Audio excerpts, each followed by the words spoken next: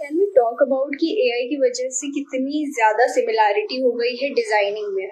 Brochure, posters, cards, pamphlets सब same तरह के आ रहे हैं, मतलब same colour, same font, same theme, same style, same everything. और अब at this point it becomes so evident the moment that I see a poster or I see a brochure, I know that this is made using AI।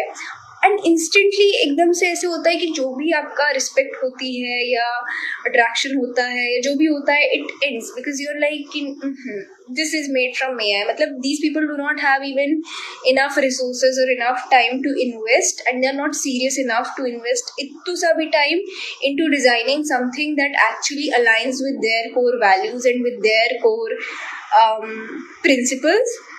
They are just using AI blindly for it, not really making it, branding, marketing कुछ बचा ही नहीं है, just बना